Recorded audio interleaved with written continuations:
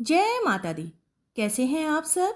मेरे YouTube channel पर आप सभी का स्वागत है। हिंदू पंचांग के अनुसार ज्येष्ठ माह की अमावस्या तिथि के दिन वट सावित्री का व्रत रखा जाता है। मान्यता है कि वट सावित्री के दिन सुहागिन महिलाएं पति की लंबी आयु और अच्छे स्वास्थ्य के लिए व्रत रखती है। इस दिन महिलाएं बरगद के वृक्ष की पूजा करती हैं और उसकी परिक्रमा करके पति के जीवन में आने वाली समस्याओं को दूर करने की प्रार्थना करती हैं। वट सावित्री व्रत के दिन व्रती को सुबह जल्दी उठकर स्नान आदि से निवृत्त हो जाना चाहिए। उसके पश्चात स्वच्छ वस्त्र धारण करें। महिलाएं 16 श्रृंगार करें। उसके बाद बरगद के पेड़ के नीचे जाकर गाय के गोबर से सावित्री और माता पार्वती की मूर्ति बनाएं। गोबर ना मिल पाए तो सुपारी में कलावा लपेटकर सावित्री और माता पार्वती की प्रतीक के रूप में रख सकते हैं। इसके बाद चावल, हल्दी और पानी को मिक्स करके हथेली में लगाकर 7 बार बरगद में छापे लगा दें। इसके बाद वट वृक्ष में जल अर्पित करें। फिर फूल, सिंदूर, अक्षत, मिठाई, खरबूजा आदि अर्पित करें। 14 आटे की पूड़ियां लें और हर एक पूड़ी में 2 भिगोए हुए चने और आटा गुड़ के बने गुलगुले रखकर अर्पित करें। फिर जल अर्पित करें। उसके बाद दीपक और धूप जलाएं। फिर सफेद सूत का धागा वृक्ष के चारों ओर परिक्रमा करते हुए बांध दें। 5, 7 या फिर अपनी श्रद्धा के अनुसार परिक्रमा कर सकते हैं। इसके बाद बचा हुआ धागा वहीं पर छोड़ दें। उसके बाद हाथों में भिगोए हुए चने लेकर व्रत की कथा को पढ़े या सुने। चने को अर्पित कर दें। फिर सुहागिन महिलाएं माता पार्वती और सावित्री को अर्पित किए गए सिंदूर को 3 बार लेकर अपनी मांग में भर ले। अंत में भूल चूक के लिए माफी मांगे। साल 2023 में वट सावित्री व्रत 19 मई 2023 दिन शुक्रवार को है। अमावस्या तिथि का प्रारंभ होगा 18 मई की रात 9:42 पर। समाप्ति होगी 19 मई की रात 9:22 पर। वट सावित्री व्रत कथा के अनुसार सावित्री राजश्री अश्वपति की पुत्री थी, जो अपने पिता की एकमात्र संतान थी। सावित्री का विवाह ध्रुमसेन के पुत्र सत्यवान से हुआ। नारद जी ने सावित्री के पिता अश्वपति को बताया कि सत्यवान गुणवान और धर्मात्मा है, लेकिन वो अल्पायु है।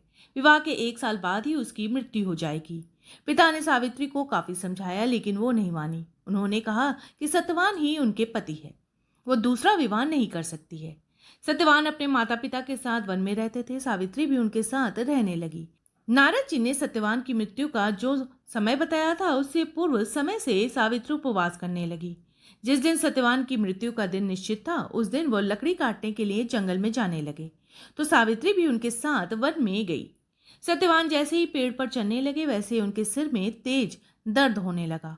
वो वट वृक्ष के नीचे आकर सावित्री की गोद में सिर रखकर लेट गए। कुछ समय बाद सावित्री ने देखा कि यमराज यमदूतों के साथ सत्यवान के प्राण लेने आए हैं। वे सत्यवान के प्राण को लेकर जाने लगे। उनके पीछे पीछे सावित्री भी चलने लगी। कुछ समय बाद यमराज ने देखा कि सावित्री उनके पीछे पीछे चली आ रही है, तो उन्होंने सावित्री से कहा कि सत्यवान से तुम्हारा साथ धरती तक ही था, अब तुम वापस लौट जाओ। सावित्री ने कहा कि जहां पति जाएंगे वहां उनके साथ जाना एक पत्नी का धर्म है। यमराज सावित्री के पतिव्रता धर्म से बहुत प्रसन्न हुए और वर मांगने को कहा। सावित्री ने अपने सास ससुर की आंखों की रोशनी वापस लाने का वर मांगा।